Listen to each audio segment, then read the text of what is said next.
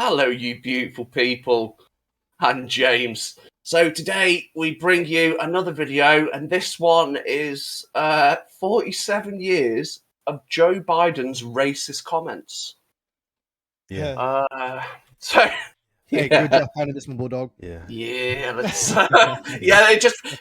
It was recommended to me. I don't know why. Oh, this is our master in chief. So let's get into it. I'm ready. Yeah. I'm ready. I'm ready. Okay. I want to see how racist he is. Are you ready, Biden? Biden's ready. Cory Booker Apologize for what? Cory Booker's called for it. Cory should apologize. He knows better. There's not a racist bone in my body. I've been involved in civil rights my whole career. You cannot go to a 7-Eleven or a Dunkin' Donuts unless you have a slight Indian accent. I'm not joking. I mean, the world is different. There's too much unfinished business for us to just look backwards. We have to look to the future. Yeah. I know Joe. We know Joe. Yeah. But most importantly, Joe knows us. That's right. And by the way, I sit on the stand and it get hot. I got hairy legs that turn blonde in the sun. And the kids used to come up and reach in the pool and rub my leg down so it was straight, and then watch the hair come back up again. They'd look at it. So I learned about roaches. I learned about kids jumping on my lap. Whoa, hold on. How does roaches have to do with kids? Then Joe Biden associates getting to know black kids with learning about cockroaches. Huh. Interesting. Okay. Let's keep going. Good job. And I've loved kids jumping on my lap.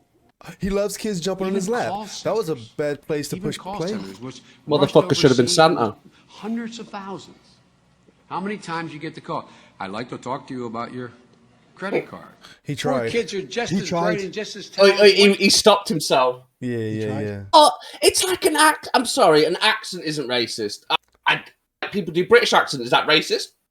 No, you're absolutely right, Bulldog. An accent is not racist. Especially if you're taking the piss. It's like, I'm not being funny. Most stores here are like Indian, or you have your Indian restaurants, or call centers, pretty much mostly Indian. So, well, look at there's no issue with it. They had to speak in accents to feel their role that they're not racist. Well, I guess when you're like leading a country, doing accents and stuff is something you can't do. I suppose it depends what you're saying as well. Actually, if you, I suppose it depends on your words. And I guess I guess like who you are, like he's like the president. You can't do that. I mean, you know what? Let's get this out the way, bro. It's 2022. Everyone's racist. Let's go. Okay. Kids. They're gonna put you all back in chains. Yeah, George, shut up. He's speaking to George then. 2022, everyone's racist. I'll put you back in chains. Yeah. I push play to the most racist thing he said. Hold on, let's go. Hold on. Talented white kids. They're gonna put you all back in chains. You need, in my opinion, we don't need white. Now, we don't know what he was talking about. Because they're gonna put y'all back in chains. Yeah. We don't know. We don't know the context. Whoever put that chain as a racist slur is racist, because why do you have to think about racism by saying chains? I'm going to put you in chains. They'll put you in chains. So that's the thing slave talk, not racist talk. And he could have been talking about like the opposite party will put you in chains. Like, so he's not even on about himself. He's saying, "Oh, be careful." Yeah, okay. I didn't think I'd be defending Biden here. Jesus Christ. In my opinion, we don't need white people leading the Democratic Party right now. The Democratic Party is diverse, and it should be reflected as so in our leadership. But I tell you, if you have a problem figuring out whether you're for me or Trump, and you ain't black. Why does this happen? I'm not going to do this. I saw that. That was really bad, and he meant it as well. He didn't like apologize or anything after. And he doubled down on that bit. Oh no, that was unexpected. Yeah. I keep pausing it. I gotta stop pausing it. He just keeps catching me off guard. Stop pausing it. Okay, let me go back then. Why do you have to? Just no more. Take your finger off the space bar. I'm not gonna pause it until I have to. All right, here we go. Figuring out whether you're for me or Trump, and you ain't black. Why does this happen? I'm not going to do this. What I'm not going to do this because Chuck, I'm not going to do this because let me just be really clear. Vice President Biden absolutely has a respect level for all people around him, for voters across this country, young people, older voters, voters of color, Black people, Latino voters, Indigenous, Asian American, Pacific Islander.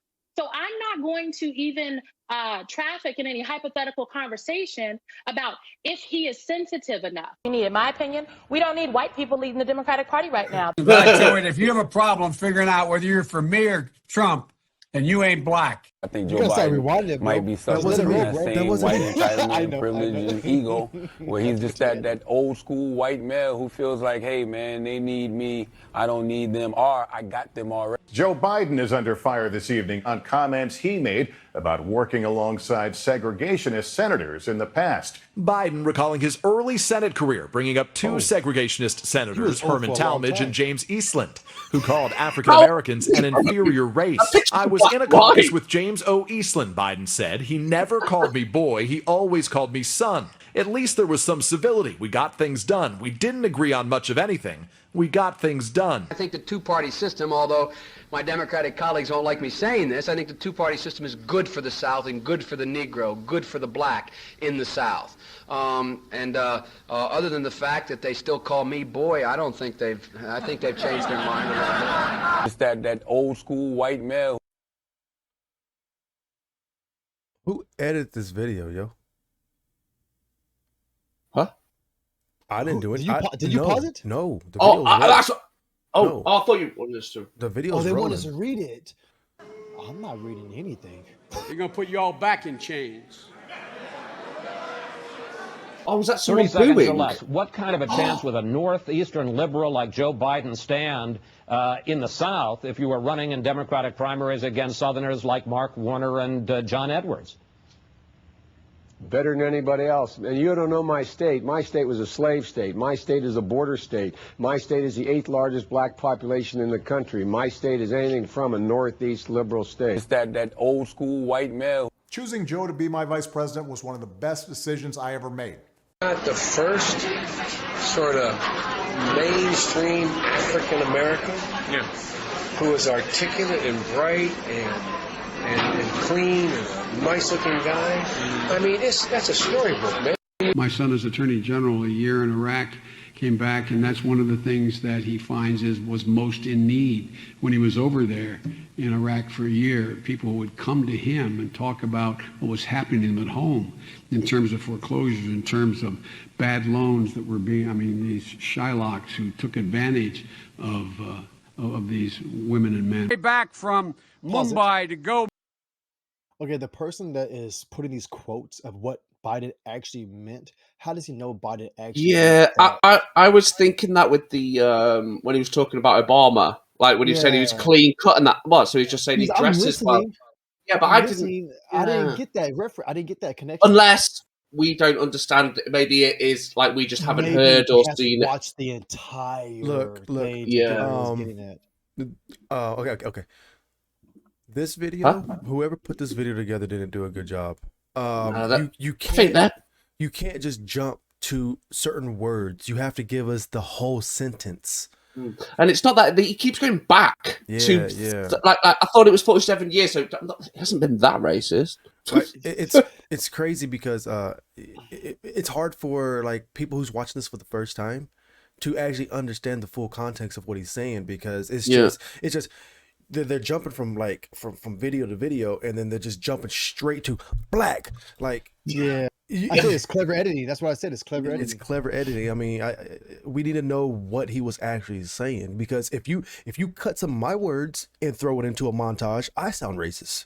But guess what, James? Yeah. We're gonna put this video up, and it's gonna light some fires. So let's do it. All right, let's go.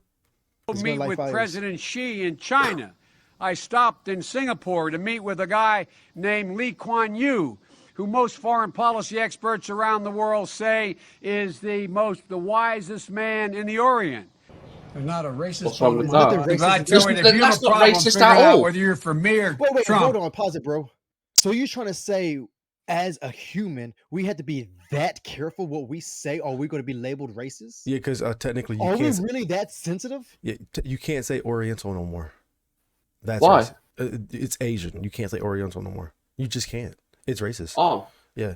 Yeah. So by him saying Orion, that's racist. Orient. Yeah, that was the racist part. Oh. Okay. But if you pay attention to how he's saying it, he's not meaning anything. No, That's just the definition he remembers. Like, it wasn't racist back then. Like, remember in that 70s bit, he said, "Oh, what? Oh, it wasn't the N-bomb, but remember what you like? What did it? What? It was Negro with the O." Yeah. So that's how white people back then used to, and in a non-racist way. That was how they would. I got you, Bulldog. Yeah, right. bro. Okay.